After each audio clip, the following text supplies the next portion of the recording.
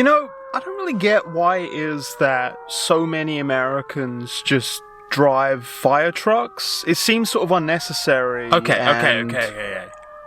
If people didn't have fire trucks, what would we do if there was fires?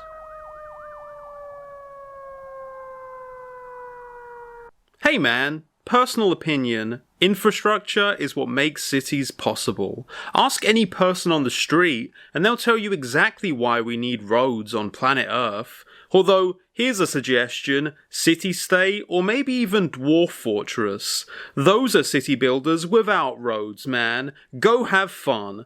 But please, please leave the realistic games out of the discussion of your fantasy world. There was kind of a repeating pattern of certain responses to the video that I just put up.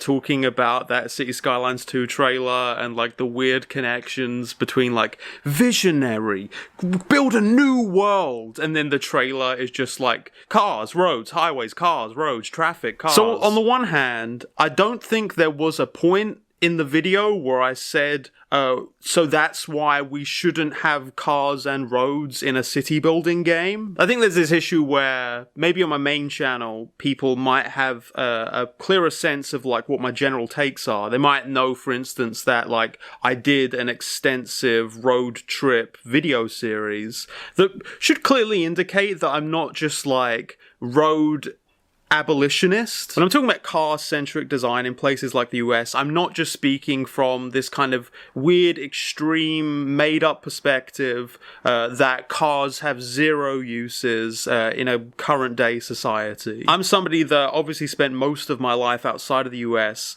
and then moved to the US in 2018 and had since then has driven extensively across the country. And I think it might be a shocking statement, but there are many different ways to plan a community, and there is a specific philosophy in the US that connects cars specifically with freedom. And a large part of that is specifically because automobile-based planning is so widespread that, yeah, obviously it does represent freedom because you have literally no alternative to it. You don't have reliable tram service within small communities. You don't really have trains that are reliable or buses that are reliable. Both the town my mum lives in the UK, and the town that my partner's dad lives in the US, have similar populations. They both live in suburban areas, a short distance away from like a supermarket and, you know, general shopping areas. The difference being that in my mum's case, in a town in the UK, she can use a highly pedestrianized area that's sort of adjacent to the roads and then navigate her way to the shops there. It's very straightforward. If I was to try to get to the Walmart that was nearest to like the suburban area that my partner's dad lives in, you would just need to walk for 20 minutes down a highway road. This notion that to go without a car-centric design is something that you can only really sustain in these like tiny village populations is just really wrong. It's just a very limited view that's usually an indication that you haven't experienced urban planning outside of the way that many American cities function. I've been to Houston.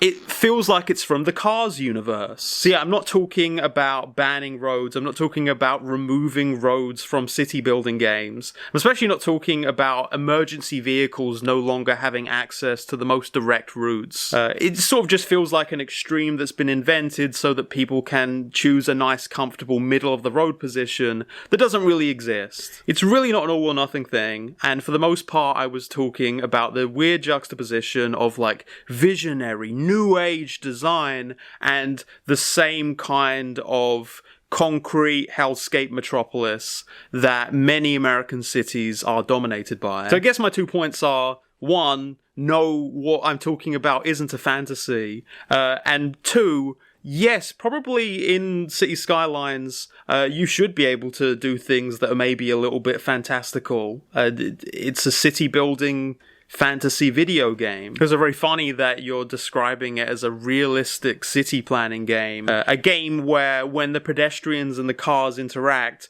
the pedestrians just kind of teleport through the cars.